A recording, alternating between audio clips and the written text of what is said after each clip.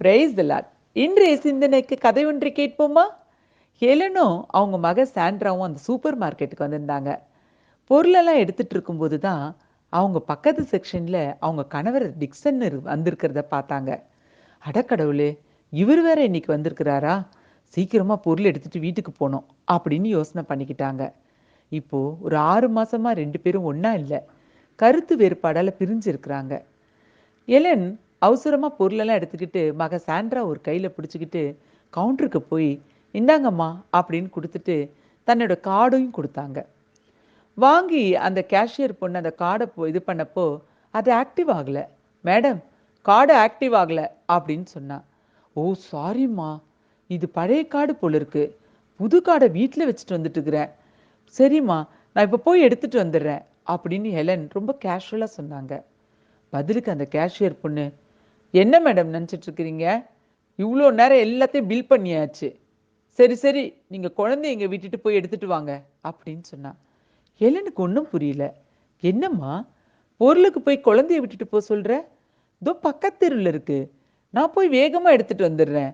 நான் எவ்வளோ வருஷமா இந்த கடையில் வாங்குறேன் அப்படின்னு ஹெலன் சொன்னாங்க. பதிலுக்கு அந்த கேஷியர் பொண்ணு, மேடம், இப்படி தான் போன மாதம் கூட ஆள் அசந்தப்போ ஒரு அம்மா பின்பக்க வழியாக போயிட்டாங்க. இந்த மாதிரி எத்தனை பேரை பார்க்குறோம். எங்களுக்கு நம்பிக்கை இல்லை மேடம். நான் குழந்தைய வச்சுக்கிறேன், நீங்கள் போய் கார்டு எடுத்துட்டு வாங்க அப்படின்னு திரும்பவும் அழுத்தமாக சொன்னான். டிக்சனும் பில் போடுறதுக்கு வந்தப்போ தான் அங்கே ஏதோ பிரச்சனை இருக்கிறத பார்த்தாரு.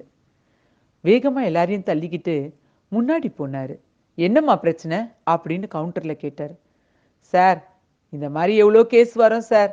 சும்மானா பொருள் எடுத்துக்கிட்டு ஆள் கவனிக்காதப்போ வெளியே ஓடிடுறது. கார்டு இல்லை அது இல்லைன்னு அப்படின்னு முணுமுணுத்தா. இங்கே பாருமா, ரொம்ப தேவையில்லாத வார்த்தை பேசாத. எவ்வளோ பில்லு சொல்லு அப்படின்னு கேட்டுக்கிட்டே தான் பாக்கெட்லேருந்து பர்ஸ் எடுத்து அந்த பணத்தை எண்ணி கொடுத்தாரு.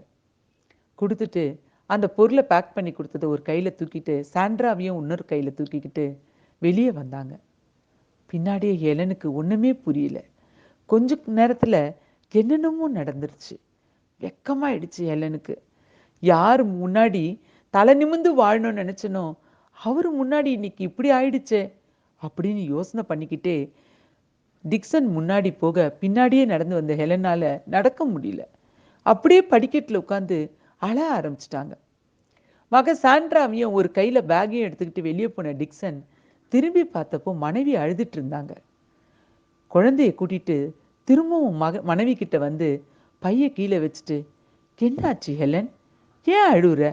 ஒன்றும் ஆகலை, எனக்கு தெரியும் உனக்கு தான் அந்த ஞாபக மறதி இருக்கே. சரி, எல்லாம் நல்லதுக்கு தான், பரவாயில்ல விடு அப்படின்னு மனைவியை தலையை வருடி கொடுத்து சொன்னார். ஹெலனால தாங்க முடியல.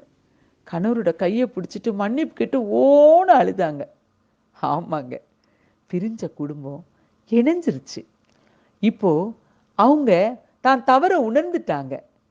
என்னங்க, நம்ம வாழ்க்கையில கூட இப்படி குடும்பத்து நபர்களை இழந்திருக்கலாம், அல்லது வேற ஏதாவது பொருட்களை நம்ம மிஸ் பண்ணியிருக்கலாம். சில பேர் வீட்டை இழந்திருக்கலாம், சில பேர் சொத்தை இழந்திருக்கலாம், நகை இழந்திருக்கலாம். இப்படி ஏதோ ஒரு காரியத்தை கடந்த நாட்களை நம்ம மிஸ் பண்ணியிருக்கலாம். வேதம் என்ன சொல்லுதுன்னு பார்க்கலாமா? 1 சாமுவேல் 30ஆம் அதிகாரம் 8ஆம் வசனம். நீ சகலத்தையும் திருப்பிக் கொள்வாய். ஆமாங்க, உங்க வாழ்க்கையில நீங்க எதெல்லாம் மிஸ் பண்ணதா நினைக்கிறீங்களோ அதை எல்லாவற்றையும் தேவன் இந்த நாள்ல திருப்பி கொடுக்க போகிறார். God bless you all.